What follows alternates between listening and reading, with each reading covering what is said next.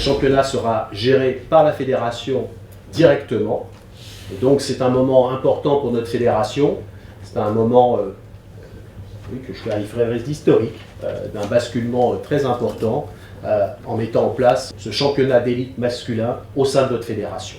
La fédération est particulièrement heureuse de pouvoir annoncer officiellement le lancement de cette Ligue 3 professionnelle masculine qui verra le jour le 8 août avec la première journée de championnat, demandée de longue date par les clubs de N1 qui depuis au moins 10 ans souhaitaient que ce championnat de N1, aujourd'hui hybride entre des clubs professionnels et des clubs fédéraux, puisse retrouver une homogénéité à travers la mise en place d'un championnat professionnel. Et c'est ce que nous allons réaliser, puisque lors de la campagne en 2024, j'avais indiqué que je souhaitais qu'il puisse y avoir la mise en place de ce championnat. Et depuis, j'ai donné une lettre de mission à Marc Keller, Baptiste Mahler, Virginie Molot, pour qu'ils travaillent en co-construction avec les présidents de National 1 pour tracer le championnat dont nous rêvions.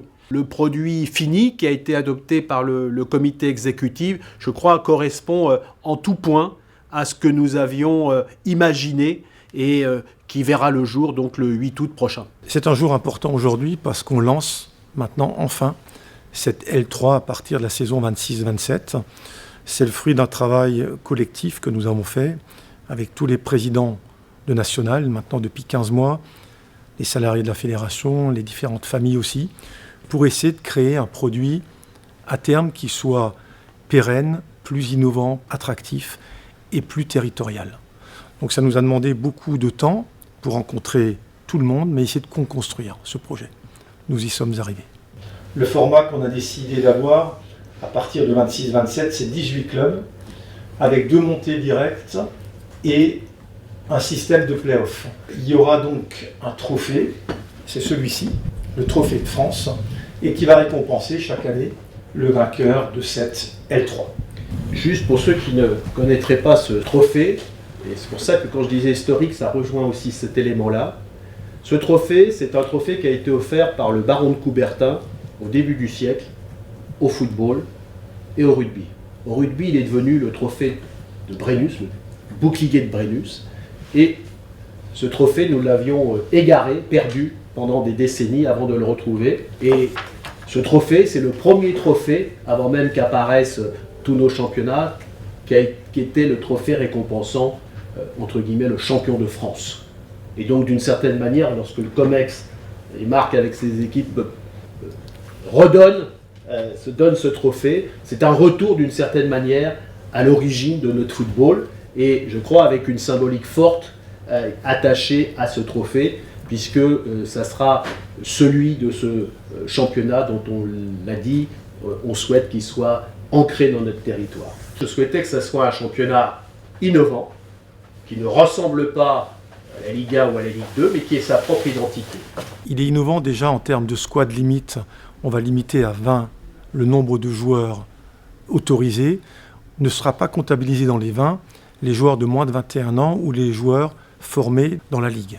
L'autre chose qu'on a souhaité mettre en place, c'est l'interdiction des terrains synthétiques. On estime aussi que pour professionnaliser ce championnat, on veut arriver à des terrains hybrides ou naturels, mais plus synthétiques. Donc à partir de 27-28, ça sera une obligation, en sachant qu'il y aura toujours une dérogation d'1 an pour les clubs accédants. On travaille aussi avec Anthony Gauthier sur l'innovation qu'on pouvait amener en termes d'arbitrage. Et on va mettre en place, dès cette saison, un système qu'on appelle le football vidéo support, qui est une VAR un petit peu allégée pour les clubs de L3. Et c'est chaque entraîneur qui pourra solliciter 2 fois par match un challenge pour vérifier une décision qui a été prise par l'arbitre sur des actions précises. C'est le but, le pénalty, le carton rouge, une erreur d'identité. On pense que c'est vraiment une avancée en termes de nouveautés. Et d'ailleurs, cette prise en charge sera faite directement par la FFF. L'entraîneur aura la possibilité de demander au 4e arbitre qu'il aille visionner, un peu comme la VAR. Donc c'est une VAR allégée, mais on pense que c'est vraiment une innovation intéressante à amener pour la L3. Il est important d'avoir un quatrième arbitre qui soit intégré dans le dispositif pour pouvoir utiliser cette innovation, le challenge. Si vous ne l'utilisez pas en première mi-temps, vous avez la possibilité d'en avoir 2 en deuxième mi-temps. Et si votre challenge est amené à un succès, c'est-à-dire que l'entraîneur qui a sollicité le challenge s'avère avoir eu raison, vous conservez votre challenge. On rajoute maintenant aussi en L3 un quatrième arbitre. Et on a travaillé aussi avec Anthony Gauthier pour essayer d'augmenter un petit peu, mais c'est une problématique plus générale d'ailleurs, en L1, L2 et dans les autres pays. Donc plus que 10 secondes pour faire quitter le terrain un joueur qui doit sortir. Un joueur qui est blessé, il reste dehors pendant 1 minute. Et on essaie d'être un peu plus précis sur le décompte du temps lors des touches et des coups de pied de but. Voilà. J'avais souhaité aussi que ça soit un championnat qui soit attractif. Au-delà du logo qui a changé et qu'on a beaucoup travaillé avec la fédération et une agence, c'est surtout en termes de visibilité. On a fait un appel à projet avec différents diffuseurs et nous avons contracté, nous sommes heureux, avec Ligue 1+. Ligue 1+, va proposer un match le jeudi soir, le match premium, et le samedi à 15h, un multiplex avec les 8 autres matchs. Mais au-delà de ces cases horaires qui changent, surtout au niveau éditorial, Ligue 1+, a mis vraiment des moyens importants, puisque sur le match du jeudi soir, il y aura 5 caméras. Pour les matchs du multiplex du samedi, il y aura 2 caméras par match. On sera traité comme presque les clubs de Ligue 2 en termes de production. Et je trouve que si on veut valoriser un championnat, il est très important de bien le mettre en visibilité, lui donner du contenu et de la qualité. Et c'est ce que Ligue 1+ va faire. J'avais souhaité qu'il soit pérenne, c'est-à-dire un championnat qui soit régulé économiquement et qui puisse permettre aux clubs qui vont être à statut professionnel de pouvoir s'engager dans ce championnat avec une durabilité pour participer à cette compétition.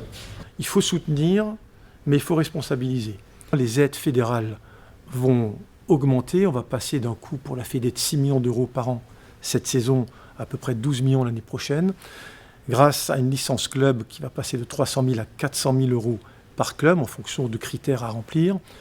Il y aura aussi 50 000 euros de frais kilométriques pour chaque club. Donc la fédération aide plus massivement maintenant les clubs.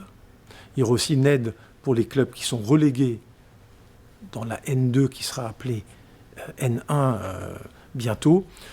Mais à côté de ça, on veut aussi responsabiliser les clubs. Et dans toutes les discussions que nous avons eues avec les présidents, on a mis des ratios en place, 3 ratios. Un ratio masse salariale, qu'on connaît, qui sera de 60% à partir de la saison 27-28.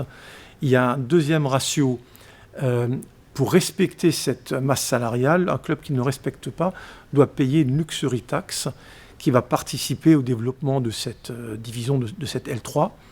Et enfin, on demande un petit peu, d'ailleurs comme en L2 et en L1, de préfinancer la perte d'une saison pour un club dont les fonds propres ne sont pas assez élevés. Donc ces 3 ratios doivent nous permettre aussi, à terme, de pérenniser ce championnat.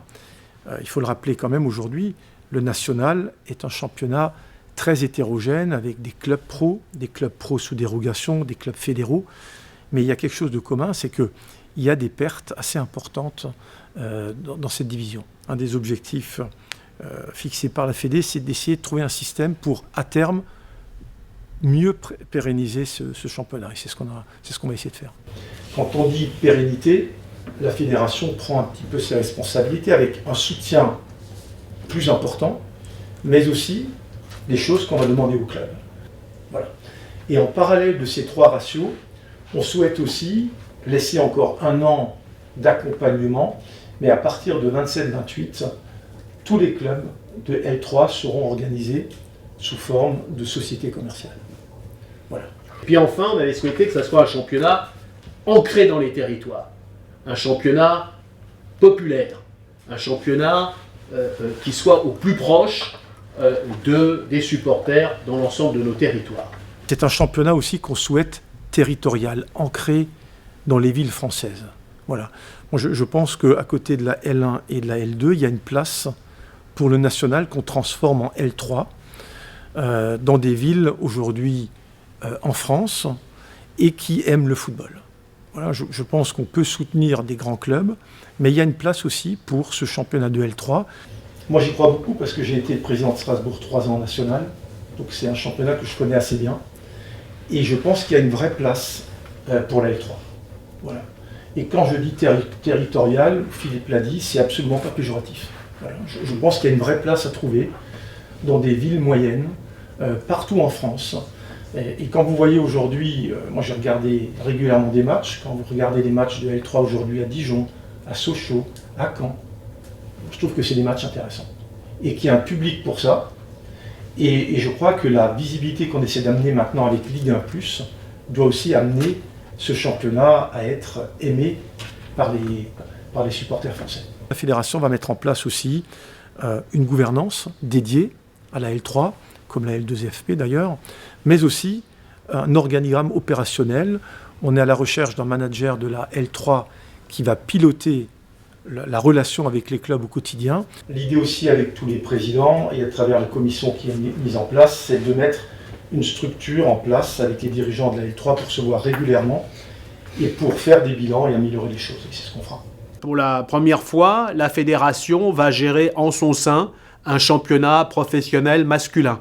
C'est notre championnat d'élite, directement géré par la fédération, et qui, je crois, par ses caractéristiques d'innovation, à la fois sur le plan sportif, avec un arbitrage innovant, par ses règles de régulation financière, qui vont permettre au club d'avoir une santé financière, je crois, de bonne qualité. Eh bien, tous ces éléments-là font que nous devrions avoir un formidable championnat, d'autant plus que nous avons réussi à passer un accord avec Ligue 1+, qui va offrir une exposition inédite pour ce championnat.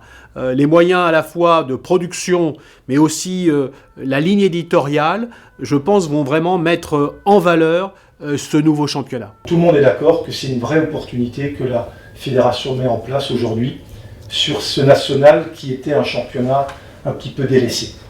Le 8 août, les clubs seront sur la ligne de départ. J'en suis sûr avec beaucoup d'enthousiasme parce que le projet a été construit avec eux, pour eux. Et donc le 8 août, ce championnat va se lancer dans un format, dans des règles, je crois, qui vont séduire les fans. Parce que ce championnat, finalement, c'est le football qu'on aime. Celui des territoires, celui de la proximité, d'un football populaire, accessible à tous. Et donc, je lui souhaite longue vie.